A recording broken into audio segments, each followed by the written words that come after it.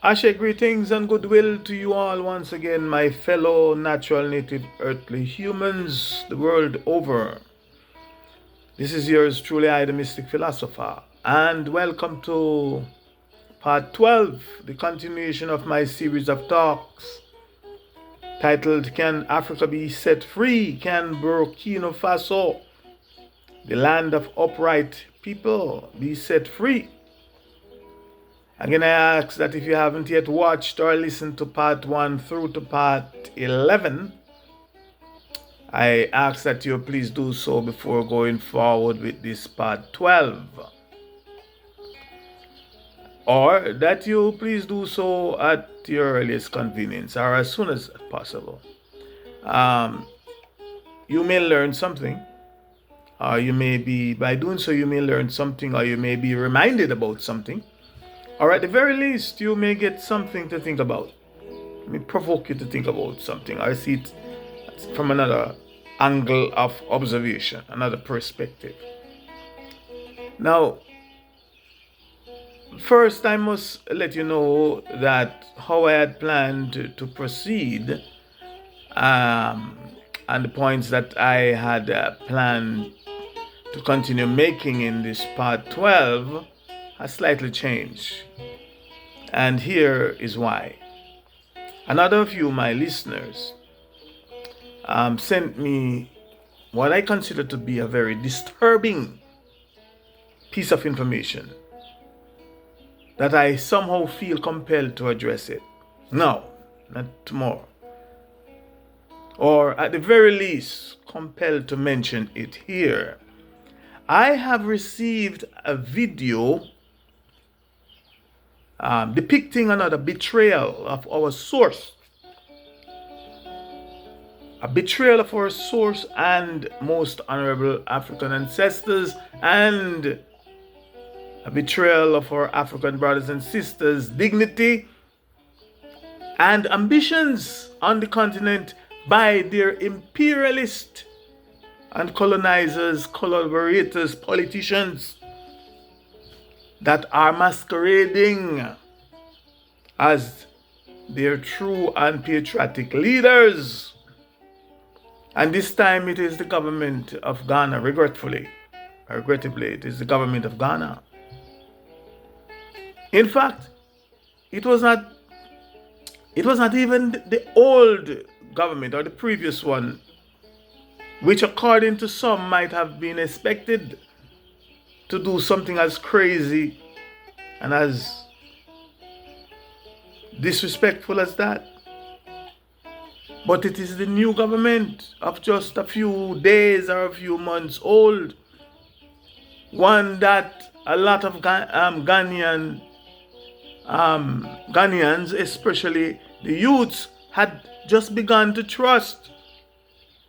And as their hope for true liberation from the humiliating vice grip of imperialism and colonialism was rising, and their enthusiasm, the youth's enthusiasm, was even further boosted and enhanced by the presence of a true, trusted, and worthy leader, His Excellency Ibrahim Traore, at their Ghanaian's president's inauguration. Now, in the video, it is reported that the imperialist, aka the US Empire or the United States government, has donated 14 mine-resistant, ambush-protected, armored personal carriers, APC for short, valued at over $6 million to the Ghanaian Armed Force, GAF. Now, here are some facts that I just discovered about Ghana. Number one, according to NCESC.com, and I quote, the most recent estimates indicate that Ghana's international poverty rate stands at 27% as of 2022. Unquote. I tried to find the current 2025 poverty rate but run out of time.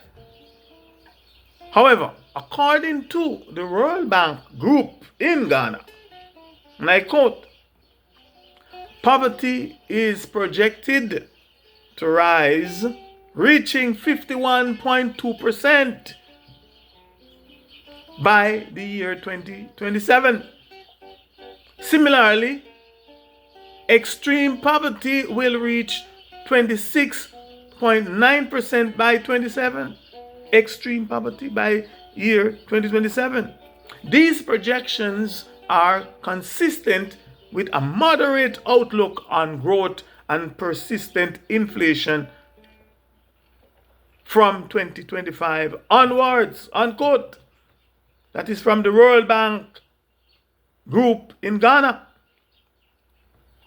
According to another article titled "The Biggest Security Threat in Ghana Today is Unemployment." And this article is by who? A woman by the name of Joyce Bawah. Bawah. Bawah. So I pronounce it. Apologize if I didn't get it right, my sister. That I read, according to this article that I read on a site called GhanaWeb.com. I ask you guys to please check it out. It said the biggest security threat in Ghana today is unemployment. According to the author, unemployment in Ghana today is over 14.6%. I ask that you please note that according to the Ghanaian author of this article, Joyce Bawah, the biggest security threat in Ghana today, May 2025, is not the threat of an invasion by its neighbors. It is not a threat of war with an invading army. It is not a threat of the threat of terrorism. You name it or you name them, but it is the threat of unemployment.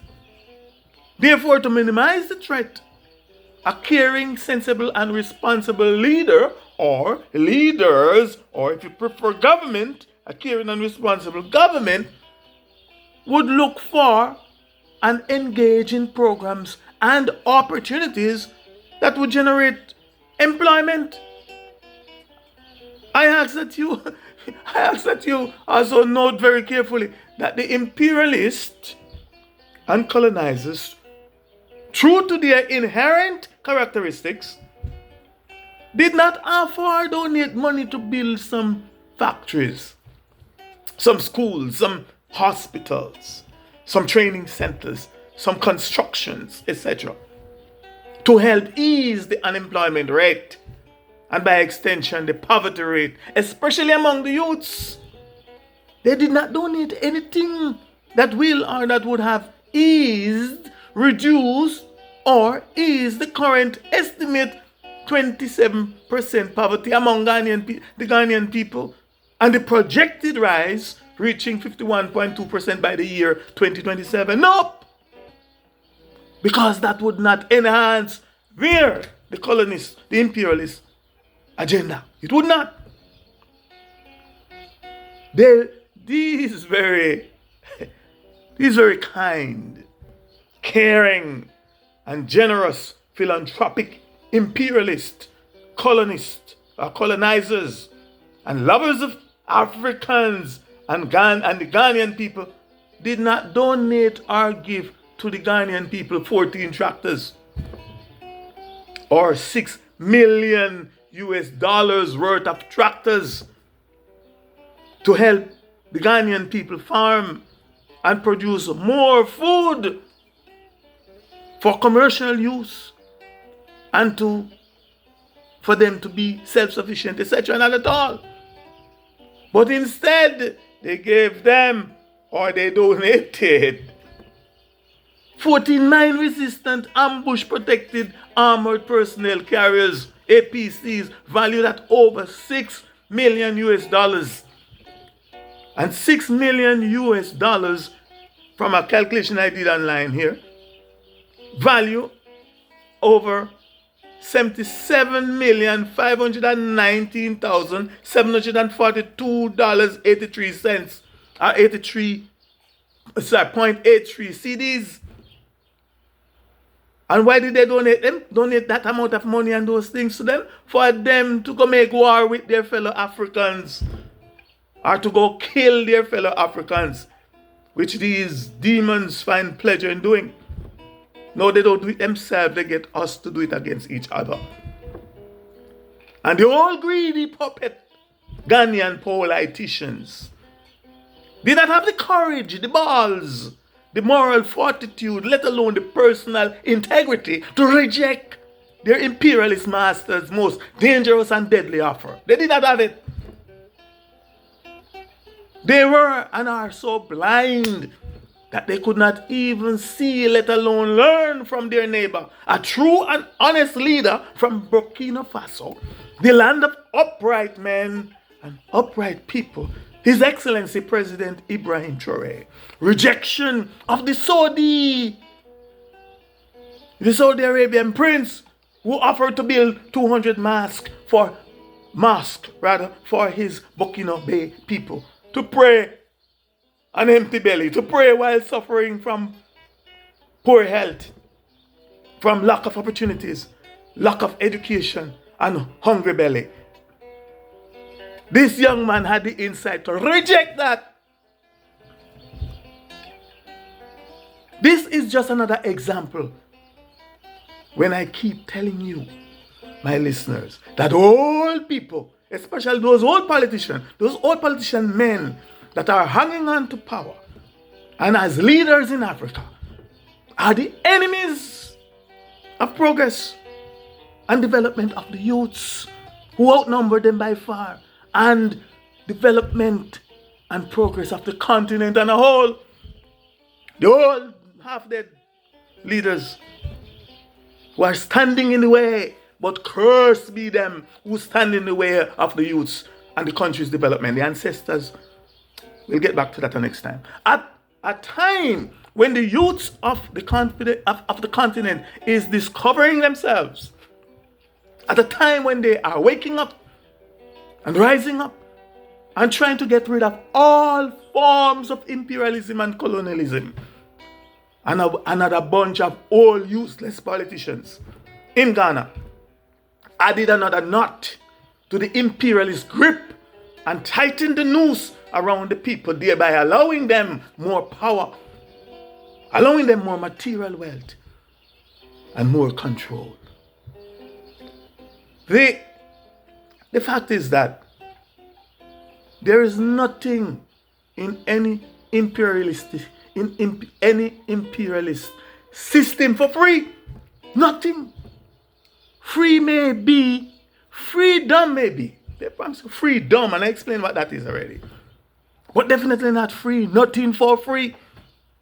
The imperialists and colonialists don't give or donate anything to anyone for free or without their puppet strings attached. There's an old Japanese and a Latin proverbs that says, and I quote, to receive a favor is to sell one's liberty, unquote. Now, my brethren, Ratcliffe Mitchells, I heard first say this way over 40 years ago. And he said it like this: to accept favors is to sell your liberty, unquote. And though this is self-explanatory, the cite quotation explain it like this, and I quote, this quote suggests that acceptance of a favor from someone results in loss of personal freedom or independence.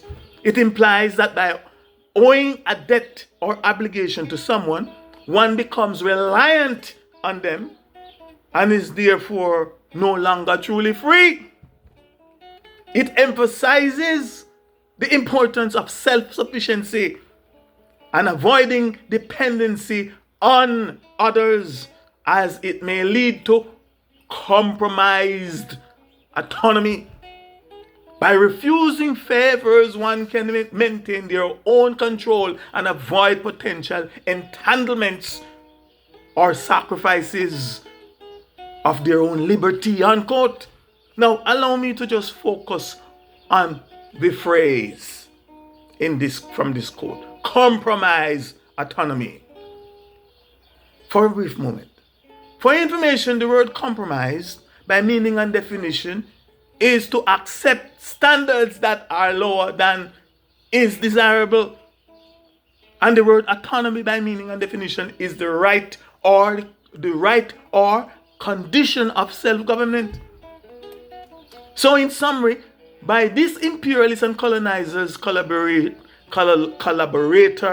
Ghanaian government coward and shameless acceptance of this imperialist gift, they have consciously and unconsciously subjugated themselves and the innocent people of Ghana to, when called upon by the imperialists to accept standards that are lower than is desirable for the right or condition of self-government, they have in all reality signed the contract with their imperialist master to be puppet and to answer to their every beck and call. How low can they go? The words that come to mind is the lyrics of a 1975 hit song by Shirley and Company called Shame, Shame, Shame, Shame on You. Now, another YouTuber YouTube video titled Why Ghanaians Now Not Happy About America or about US donating to Ghana 14 armor vehicles by Kamar Din. In that video I heard a young Ghanaian citizen, I assume she's Ghanaian citizen, said that he would rather, he said that he would suggest that Captain Ibrahim Traore cut ties with Ghana and seal his border. And I, the Mystic Philosopher, totally agree. And I would even take it a step further and suggest to His Excellency Captain Ibrahim Traore, President and leader of the people of Burkina Faso, the land of upright and honest people, that not only should he cut ties with the Ghanaian government and its president, who from my perspective have diplomatically and overtly betrayed him after knowing what he stands for and what he's not just doing, but what he's literally doing.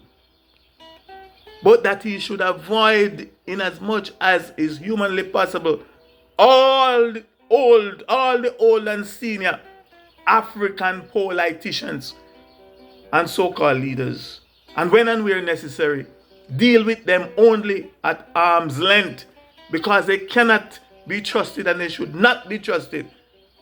I would remind His Excellency that he is not a politician, that he is a soldier, and he should remain one. For the day or the night that he ever allow himself to be transformed into a politician, that is the day or night when the protection of our source and the spirits of our most honorable ancestors will depart from him, from his presence, and he will fall harder. Should he allow that to happen, he will fall harder than he now rise or now risen.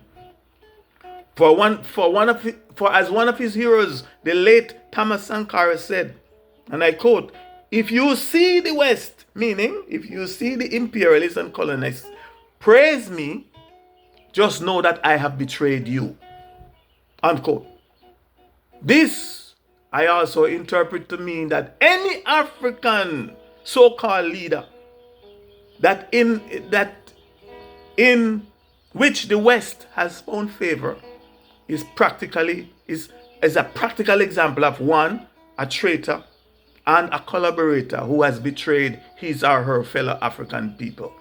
Please join me in part 14 for the continuation of Can Africa Be Set Free? Can Burkina Faso be set, the land of upright people be set free. In the meantime and between time, here's willing that you be more and more and much, much more, and definitely not less. Let no one be less you. For I am the mystic philosopher. Ashe, Ashe, Ashe. I said, thanks for listening.